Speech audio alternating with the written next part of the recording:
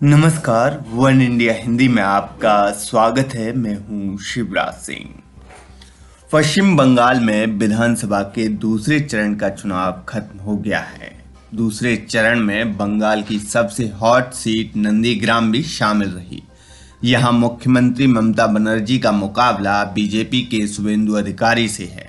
BJP और TMC के बीच नंदीग्राम में हुई हिंसा को लेकर सियासी घमासान अभी भी जारी है। इस बीच ममता बनर्जी ने शुक्रवार को अलीपुरद्वार में रैली को संबोधित करते हुए कहा कि गुरुवार को वोटिंग के दिन मैं इसलिए बूथ पर गई क्योंकि बाहर से बंदूकधारी गुंडे बुलाए गए थे। अलीपुरद्वार के फलकता में ममता बनर्जी ने कहा, क्या आप जानते हैं कि मैं नंदीग्राम के एक बूथ पर क्यों गई और वहां क्यों बैठ गई? क्योंकि बाहर से आए सभी गुंडे बंदूक के साथ वहां जमा हो गए थे। वे सभी किसी और भाषा में बात कर रहे थे। बीजेपी के लोग गुंडे हैं। इसके साथ ही उन्होंने कहा कि मैं नंदीग्राम में चुनाव जीतूंगी, लेकिन चुनाव जीतने वाली मैं अकेली नहीं होऊंगी। 199 और उम्मीदवारों को चुनाव जीतना होगा। दूसरी तरफ नंदीग्राम में हिंसा को लेकर बीजेपी ने ममता बनर्जी की चुनाव आयोग से शिकायत की है। बीजेपी नेता और केंद्रीय मंत्री प्रकाश जावड़ेकर ने कहा कि ममता बनर्जी हार रही हैं, इसलिए वह शांति पैदा करना चाहती हैं।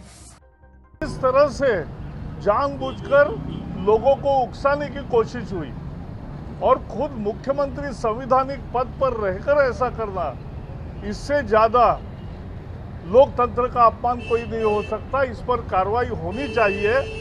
इसमें इलेक्शन कमीशन के नियमों की और कानून की पूरी धज्जियां उड़ाई है मुख्यमंत्री ने, और इस पर मॉडल कोड ऑफ कॉन्डक्ट के खिलाफ काम करने के कारण और चुनाव में अशांति पैदा करने के इसमें उन पर तुरंत कार्रवाई करनी चाहिए।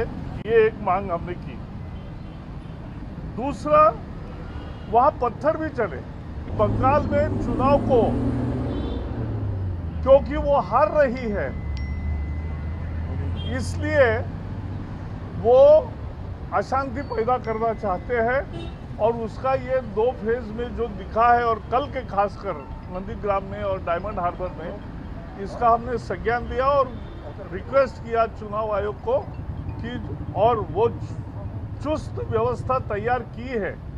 इस बार चुनाव आयोग की व्यवस्था बहुत चुस्त है, लेकिन और भी ध्यान देने की जो जरूरत है उस पर हमने और कार्रवाई करने की मांग की है। तमिलनाडु में डीएमके नेता स्टालिन के पुत्र,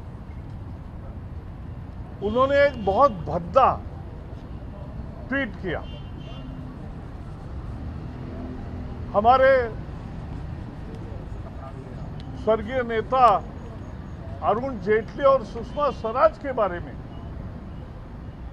अभद्र टिप्पणी की है।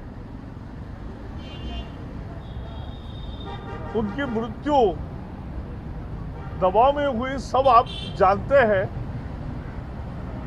दोनों किडनी, डायबिटीज, सबके पेशेंट है। एक नेचुरल बहुत दुखद डेथ हुई, उसका भी राजनीति में उपयोग करना। और ये चुनाव आयोग के जो नियम है कि दूसरे पार्टी पर हेतुआरोप नहीं कर सकते, दूसरे पार्टी को झूठ आरोप लगाकर बदनाम नहीं कर सकते, इसका ये उल्लंघन है। इसलिए स्टालिन के पुत्र और डीएमके के नेता, उन पर भी तुरंत कार्रवाई करनी चाहिए, यह हमने मांग की। बता दें कि पश्चिम बंगाल की 294 विधानसभा सीटों पर 8 चरणों में मतदान होना है। 27 मार्च और 1 अप्रैल को पहले 2 चरणों का चुनाव खत्म हो चुका है। अब तीसरे चरण के लिए लड़ाई जारी है। तीसरे चरण के लिए 6 अप्रैल को मतदान होगा। इसके बाद 10 अप्रैल, 17 अप्रैल, 22 अप्रैल, 26 अप्रैल और 29 अप्रैल को चुनाव होंगे। वोटों की गिनती 2 मई को होगी। इस खबर में फिलहाल इतना ही। तमाम अपडेट के लिए बने रहिए वन इंडिया हिंदी के साथ।